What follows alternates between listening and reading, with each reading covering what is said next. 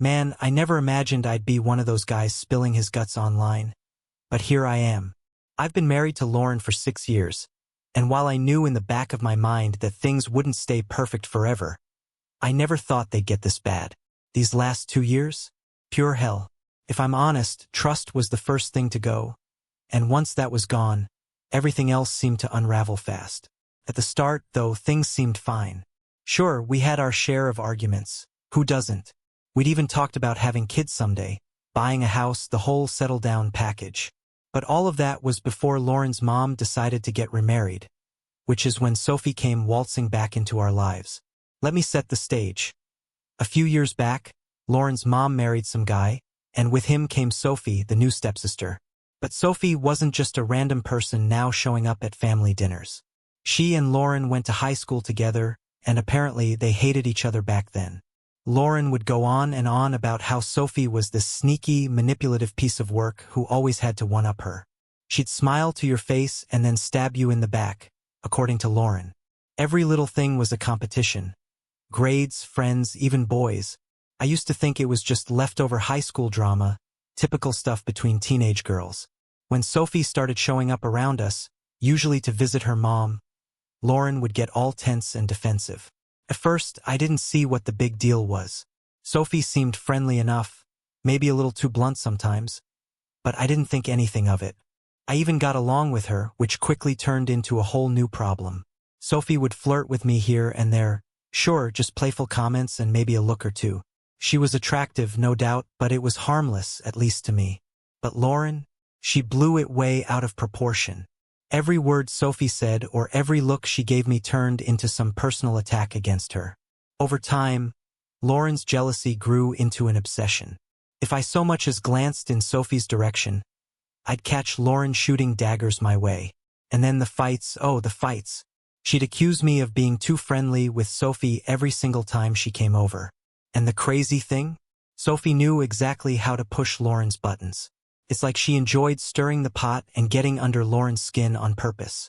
I remember one night, after Sophie came over for dinner, Lauren was so furious that she smashed a glass right in front of me, screaming that I was obviously more attracted to Sophie than I was to her.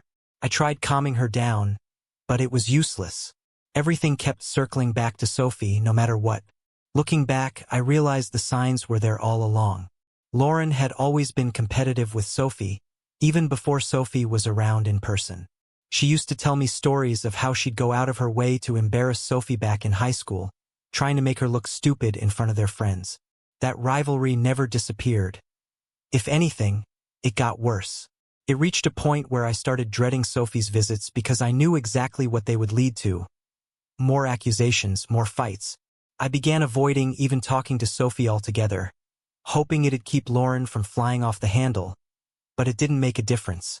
Lauren would still accuse me of acting weird or being distant when Sophie was around, like I had something to hide. The truth is, Lauren's jealousy wasn't just about Sophie. It was a control thing. She wanted to be the one I gave my undivided attention to, no questions asked, and the fact that Sophie was even around drove her mad. Lauren saw Sophie as a threat, and I was just caught in the middle of their twisted rivalry. It wasn't just that she was jealous. She was obsessed with proving that she was the better one, that she won. Instead of focusing on our relationship, she focused on tearing Sophie down. Things only spiraled further when Sophie's visits became more frequent. Lauren started accusing me of flirting with her, even though I was barely making eye contact at this point. The more Lauren pushed, the more I pulled away, until I realized something I'd been avoiding. Our marriage wasn't built on love or trust anymore. It had turned into a battle of who could come out on top. Every time Sophie walked through our door, the cracks in our marriage grew wider. Lauren would explode over the smallest things. If I smiled at Sophie, if I talked to her for more than a second, if I looked in her direction. I was walking on eggshells, trying not to set her off, and eventually, I just stopped defending myself. What was the point? Lauren had already decided I was guilty, and there was nothing I could say to change her mind. The saddest part? I hadn't even done anything. Sure, I got along with Sophie, but I was never interested in her like that. In Lauren's mind, though, I was already guilty from day one. And looking back, That's when things really started to unravel. Our arguments, Lauren's accusations, her jealousy, it was all taking a toll on our marriage. And as much as I wanted to make it work, I realized deep down that Lauren wasn't interested in fixing anything. She just wanted to be right. So, things didn't magically get better. In fact, they got worse. Lauren, in her never-ending quest to prove some kind of point, started playing these childish games. First, it was just small things. One evening, I came home, and there were roses on the kitchen counter. When I asked her about them, she came out of the other room with this smug smile plastered on her face and said, "Oh, just something from someone who appreciates me." Her voice dripped with this passive-aggressive tone I was getting all too familiar with. I didn't even flinch. I knew exactly what she was trying to do. She wanted me to get jealous, to think some other guy was after her. But all I felt was tired. Tired of the games, tired of the manipulation, tired of her need to compete, either with me or in her head with Sophie or whoever. When I didn't react, she only ramped things up. She started dropping hints about some new man in her life, leaving little notes around the house as if they were from this mystery admirer. It was pathetic. I mean, who leaves anonymous notes in their own home for their spouse to find? It felt like I was in some twisted high school drama, and I refused to play along. Every time she hinted at this imaginary guy, I'd just nod and smile, pretending I didn't care, because honestly, I didn't. I knew she wasn't seeing anyone. She was just trying to get a reaction out of me. When the flowers and notes didn't work, she went nuclear. Out of nowhere, I got a text. A picture of her kissing some guy, one of her coworkers named Mark, with the caption, "Thought you should know." Now, most husbands would lose it at something like that, but when I saw that picture, all I felt was numb. The kiss looked staged and awkward, like it was meant for the camera, not because they actually wanted to kiss. I stared at my phone, wondering how we had gotten to this point. This was my wife, the woman I'd married, reduced to playing these cheap games just to get under my skin. But I didn't react. I didn't even text back. I just put my phone down and went for a walk to clear my head. I realized that confronting Mark was pointless. He was just a pawn in Lauren's messed up game, and if I lashed out, I'd look like the bad guy. Mark wasn't the problem, Lauren was. She was orchestrating all of this, and I needed to figure out what I was going to do about it. As I walked, I thought back on all the times I tried to save our marriage. We'd gone to counseling, had those long, painful conversations about fixing things, but none of it ever mattered. Lauren didn't care about making things better. She just wanted to keep the cycle going.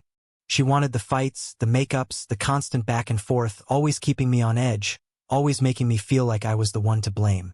And for a long time, I believed her. I thought if I just tried harder, gave her what she needed, maybe things would improve. But they didn't, because it was never really about me. It was always about her. There had been so many times Lauren had used these same tactics to manipulate me. Playing the jealousy card, accusing me of not caring, twisting things around to make me feel guilty. I remember one fight, probably over Sophie, where she just broke down, crying, saying I didn't love her, that I wasn't the man she married, that everything was my fault. And like a fool, I believed her. I spent the rest of that night apologizing, desperately trying to patch things up, but in hindsight, she was just playing me. Now, looking back, I can see it so clearly. All those times she twisted my emotions, made me feel guilty for things that weren't even my fault. This whole secret admirer charade, that kiss with Mark, it was just another one of her twisted schemes to make me feel like garbage. But this time, I wasn't going to let her win. I wasn't falling for her games anymore. When I got home, I acted like nothing had happened. I didn't ask her about the picture, didn't mention Mark. I could tell it was eating her up, waiting for me to snap, to confront her, to explode. But I didn't give her that satisfaction. I wasn't playing her game anymore. Lauren tried to get under my skin a few more times after that, casually mentioning Mark, dropping hints about their dates. But I just shrugged it off. I knew whatever they had wasn't real. It was just her last-ditch attempt to dig at me, make me feel like I was losing her. Truth be told, though, I'd already lost her. Maybe I never really had her in the first place. After that picture of her kissing Mark, I felt like I was ready to lose it. I always thought I had a decent grip on my temper, but this was something else entirely. I was angry, Sure, but it wasn't just the anger. It was the betrayal, the manipulation, the audacity of her pulling a stunt like that. She had taken a marriage already on the rocks and turned it into some sick game. Part of me wanted to scream at her, ask what the hell she was thinking, but the more I thought about it, the more I knew it wouldn't change anything. Going after Mark wouldn't have made a difference. I didn't know the guy personally, but from what I'd heard, he was just some harmless coworker, probably clueless about what he'd walked into. Mark was just another pawn in Lauren's twisted game. The real problem was her. So instead of losing it, I did something that surprised even me. I reached out to Sophie. Yes, Sophie. Of all people. But at that moment, I was desperate for someone who knew Lauren's darker side. Sophie knew how manipulative and controlling Lauren could be, how she could twist things to make herself look like the victim. I figured if anyone would understand what I was dealing with, it'd be her. I called her, no formalities, no small talk. Sophie, I need to talk. Lauren pulled some serious crap this time, I said, getting straight to the point. She responded without missing a beat. Come over. I'm free. Within 20 minutes, I was sitting on her couch, my hands shaking with frustration as I spilled everything. The flowers, the phony notes, the staged kiss with Mark. To my surprise, she didn't look shocked. If anything, she seemed amused. Sophie leaned back in her chair, almost smirking. I'm not surprised. Lauren has always been like this, she said, her voice cool. She's just better at hiding it from most people. Her words had this eerie ring to them, like she'd been expecting this all along. I was waiting for her to offer some sympathy, maybe some understanding, but instead, she blindsided me with something that left me speechless. You should sleep with me, she said, completely unfazed. At first, I thought she was joking, even laughed a little, thinking she was just trying to lighten the mood. But when I looked at her face, calm, dead serious, I realized she meant it. Wait, what? I asked, trying to make sure I hadn't heard her wrong. She smiled, as if it was the most logical suggestion in the world. You heard me. If Lauren wants to play these games, why not give her a taste of her own medicine? She cheats with Mark, you sleep with me. Fair's fair. Don't you think? I was stunned. Sure, Sophie had always been a little flirtatious, but this was something else. My mind was spinning, and a dark part of me, an angry, vengeful part, wanted to take her up on the offer. It would have been so easy, too easy, but I couldn't. No, I said, shaking my head, barely able to believe what was happening. I can't. That's not who I am. Sophie didn't even flinch. She just shrugged, as if to say, suit yourself. But I could see it in her eyes. She wasn't surprised.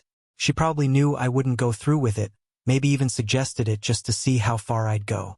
As we kept talking, though, it became clear that Sophie wasn't just some innocent bystander. She had her own motives, her own reasons for wanting Lauren to crash and burn. She'd held on to a grudge since high school, and here I was, handing her the perfect opportunity to strike back. She wasn't just the stepsister. She was a woman with an agenda. You know, Sophie said, her voice almost playful. Lauren has always been like this. Even in high school, she did everything she could to make my life miserable. Spreading rumors, embarrassing me in front of people, making sure I was always in her shadow. She's always needed to be on top, always needed to feel like she's winning. It's pathetic, really. I nodded, hearing her side for the first time. Lauren's rivalry with Sophie wasn't just some phase. It was a deep-rooted need to dominate, to be the one who won at any cost. Sophie looked me straight in the eyes, her voice dropping to a near whisper. I won't lie. I've always been a little attracted to you, Daniel. And the idea of getting back at Lauren? It doesn't sound too bad. Does it? I didn't know how to respond. Here was Sophie, someone who'd been around for years, suddenly offering herself to me as some kind of revenge prize. But I couldn't do it. No matter how much I resented Lauren for what she'd done, sleeping with Sophie would be a line I couldn't cross. I appreciate you being honest, I said after a long pause. But this isn't the answer. Sophie watched me for a moment, as if searching for some weakness, some desperation. But when she saw I wasn't budging, She just sighed and leaned back. "Suit yourself," she said again. But this time, there was a trace of disappointment in her voice. That's when I realized she wasn't just offering revenge. She was offering herself a chance to finally settle old scores with Lauren. This wasn't about me. It was about her, and I wasn't about to be used as a pawn in their twisted sibling rivalry. Still, the conversation stuck with me, the way Sophie talked about Lauren, the way she'd casually suggested I betray her just to even the score. It made me realize just how messed up this whole thing was. This wasn't just a rough patch in our marriage. It was something darker, something tied to years of buried anger and resentment. When I left Sophie's place that night, I couldn't shake the feeling that something had shifted. Maybe it was the way Sophie looked at me, or maybe it was just the stark realization that my marriage wasn't just broken, it was beyond repair. I'd always prided myself on being the bigger person, on holding on to my principles, even when everything around me was falling apart. But now I was starting to wonder if those principles meant anything when I was surrounded by people who didn't care about them. Walking home, I kept replaying what Sophie had said. Was revenge really the answer? Would sleeping with her make me feel better? Or would it just make everything worse? Either way, one thing was clear. Lauren had crossed a line, and there was no going back. And while I didn't take Sophie up on her offer, that seed of revenge had already been planted, whether I liked it or not. It was only a matter of time before it grew. When I got home after that talk with Sophie, I knew I had to confront Lauren. I couldn't keep dancing around it. I needed to know if she even realized the damage she'd done, or if she was too far gone to care. The tension in the house was thick, suffocating. And there she was, lounging on the couch, scrolling through her phone like everything was normal. It was like she didn't even notice I'd walked in. "We need to talk," I said, trying to keep my voice steady. I didn't know exactly where to start, but I knew it couldn't wait. Lauren didn't even bother looking up. "What now, Daniel?" she said, her tone flat and uninterested. I swallowed, searching for the right words. "Do you even realize how much you've hurt me? What you've done to us?" Finally, she looked up, but her face was cold, unfeeling. "Hurt you?" she scoffed. "You're the one who ruined everything. You're the reason my life is miserable." Her words hit me like a punch to the gut. I stood there, stunned, trying to process what she just said. "Wait, what? You seriously think this is my fault?" I asked, barely able to believe it. She rolled her eyes, dripping with sarcasm. "Of course it's your fault, Daniel. You trapped me in this marriage, trapped me in this boring, pathetic life. Do you really think this is what I wanted?" I could feel the anger rising in me, but I fought to stay calm. "We built this life together, Lauren. I thought we were happy. What happened to you? What happened to me? I woke up, that's what..." She shot back, her voice cold. "I realized I was wasting my time with you in this dead-end marriage. I deserve more." Her words were ice, and all I could do was stare, barely recognizing the woman I once loved. This wasn't Lauren, not the Lauren I'd married. The woman I'd thought I'd spend my life with had been replaced by someone who couldn't care less. "So what, you think sending me that picture with Mark was supposed to help things? You think hurting me is going to fix anything?" I asked, my voice breaking a little. She just shrugged. "I didn't force you to stay, Daniel. You're the one choosing to stick around. You're the one too scared to leave." I couldn't believe what I was hearing. She wasn't just refusing to take responsibility. She was rewriting the whole history of our marriage. It was like she'd convinced herself that everything was my fault. I looked at her, barely able to recognize her anymore. "You really don't care, do you?" I asked quietly. "You don't care about me, about us, about anything we built?" Lauren didn't even blink. "I stopped caring a long time ago, Daniel. You're just the last one to figure it out." Her words felt like the final nail in the coffin. Any hope I had of salvaging this thing slipping away. "I don't even know who you are anymore," I said, my voice barely a whisper. "This isn't the woman I married." She laughed bitterly, her tone sharp. "The woman you married? She's long gone, Daniel. You just never noticed." I tried to breathe, but it felt like I was drowning. Each word was another reminder that the life we'd built was gone, crumbling around us, and there was nothing left to save. What happened to us? I asked, almost to myself, as if saying it out loud would bring back those memories of when we'd been happy. The silence said it all. Then, out of nowhere, she brought up Sophie. You know, I always knew you were more interested in her than me, Lauren said, her voice almost casual, as if it were obvious. Even back at the start, you gave her more attention than you ever gave me. Don't think I didn't notice. I was floored. Wait, Sophie? You think this is about Sophie? She sneered. Of course it is. You've always given her more attention than me. That's why I started seeing Mark. Because you were never really here, Daniel. You were always halfway out the door, chasing after her. I shook my head, feeling a mixture of anger and disbelief. You seriously think that's why I haven't been happy? Because of Sophie? Lauren, this has nothing to do with her. It's about us. You've been pushing me away for months, playing these games, and now you want to blame someone else. Blame someone else? She scoffed. You've always blamed me. I'm not taking the fall for your failures anymore.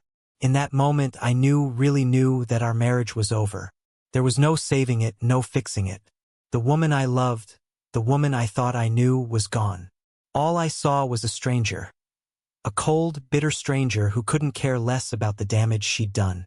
I can't do this anymore, I said quietly, barely recognizing my own voice. I'm done, I told her, keeping my voice steady and firm. She barely even looked up from her phone, muttering back, "Good. So am I." That was it. No feeling, no regret, just this cold detachment that hit me harder than I expected. In that moment, I felt a profound sense of loss, not just for the marriage we were ending but for the future I thought we were building and the person I once believed Lauren to be. But maybe that person never really existed. Without saying another word, I headed upstairs and began packing a bag. It was a surreal experience, like watching someone else's life unravel from the outside. But deep down, I knew there was no going back. This was it, the final chapter. When I walked out the door, I didn't look back. The anger that surged through me after talking to Lauren was almost overwhelming. It wasn't just her complete lack of remorse or even a hint of accountability. It was everything. The years of her manipulative behavior, the constant jealousy, the way she twisted things to make our problems my fault. All of it had built up, and now, I felt stripped of everything I'd thought was real. I had no marriage, no answers. Just a storm of emotions I couldn't escape. And then Sophie came to mind. I knew it was wrong to think of her, that going to her would be a mistake I'd probably regret. But I didn't care. I wanted to hurt Lauren like she'd hurt me, to show her that I wasn't just some doormat she could step all over. So I did something I never thought I'd actually do. I went to Sophie. Late that night, I drove over to her place, my heart pounding and my mind racing with anger, confusion, and something darker. When she opened the door, surprise flashed across her face, but she didn't question why I was there. She didn't need to. My expression must have said it all. "Daniel," she said softly, her voice curious. "What are you doing here?" I didn't bother with pleasantries. I just stepped inside, and before I could even think to stop myself, the words tumbled out. "You were right about everything. I want to do it. I want to sleep with you."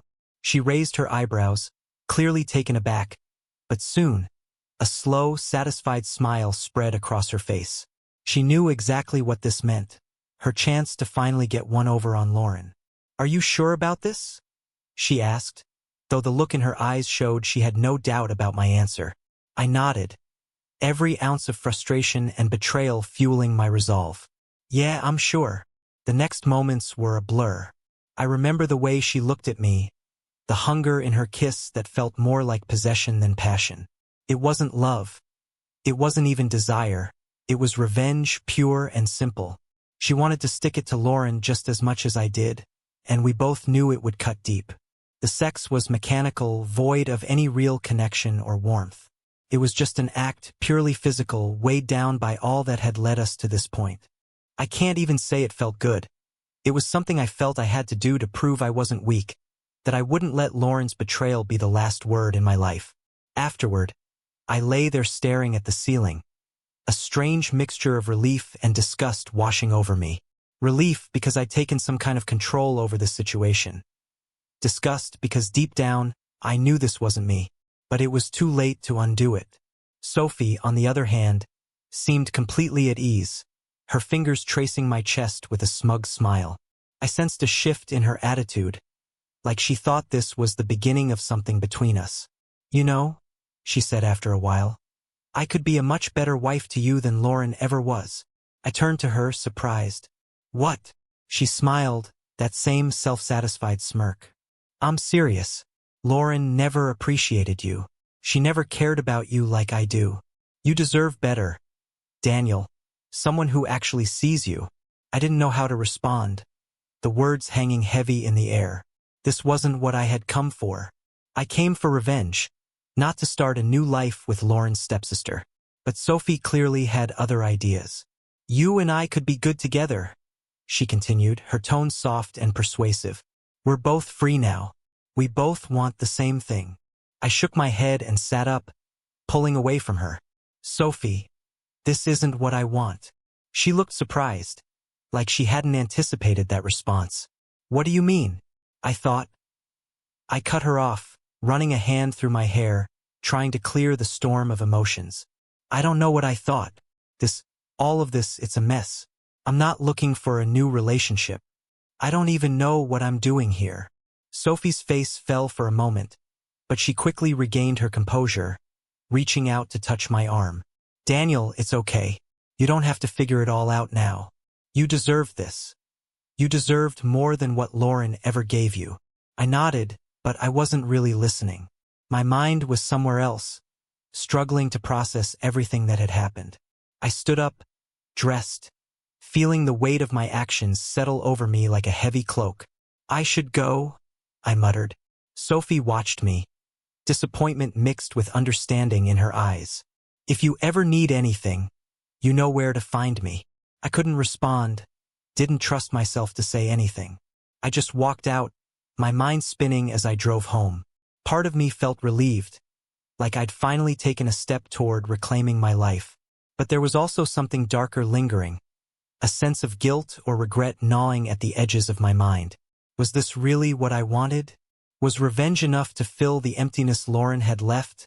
Or had I just made everything worse? When I finally pulled into my driveway, I knew one thing for certain. There was no going back. I had set something in motion, and there was no telling where it would lead. That night with Sophie left me with a strange sense of relief. Not the kind that comes from doing something good, but more like letting go of a weight I'd carried too long. I didn't feel proud, not even satisfied, but I did feel like I'd taken back some form of control. It was messy, no question, but after everything Lauren had put me through, I figured I was owed at least that small victory. Deep down, though, I knew that being with Sophie hadn't solved anything. If anything, it had just stirred up more chaos. There was no future with Sophie, that much was clear. This was all about Lauren. It had always been about Lauren. And after years of her games, her manipulation, and her constant refusal to own up to anything, I knew it was finally time to end it. The next morning, I walked into the kitchen, where Lauren sat with her coffee, acting as if nothing was out of the ordinary. The familiar tension hung between us, but this time, it felt different. I could see the end in sight, and I was ready for it. We need to talk, I said, keeping my voice as calm as I could, though my heart was racing. I didn't know how she'd react, but I had a feeling it was going to get ugly. She glanced up, her eyes narrowing. What now? I took a deep breath, steeling myself. I slept with Sophie. For a moment, silence filled the room. Lauren froze, her coffee cup suspended halfway to her lips, her eyes widening with shock. Then, her face shifted. Disbelief morphed into shock, then quickly into a burning rage. You what? She spat, her voice trembling with fury.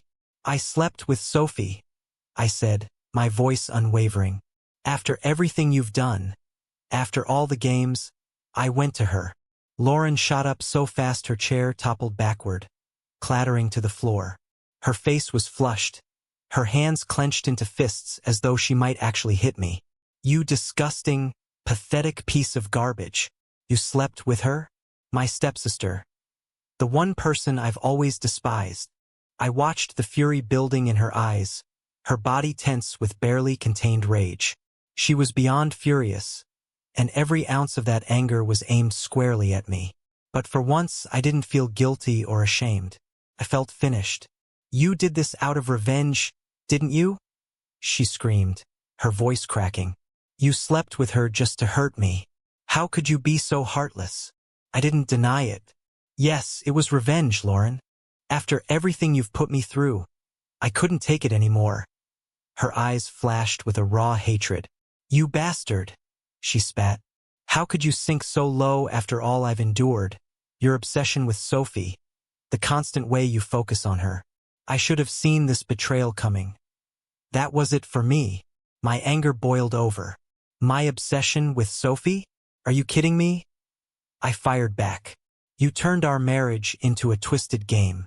You're the one who kept trying to make me jealous, pushing me away. And let's not forget, you're the one who started seeing Mark." I shook my head, the bitterness rising.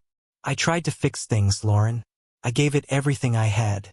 But you never cared. You didn't want to work on us. All you ever wanted was to be right." This marriage was falling apart long before I ever went near Sophie. For a moment, Lauren looked genuinely stunned, as if the reality of it all had finally hit her. But she quickly put up her defenses, her voice sharp and accusatory. "I only started seeing Mark because of how you treated me. You made me feel like I was nothing, Daniel, like I was always second place to Sophie."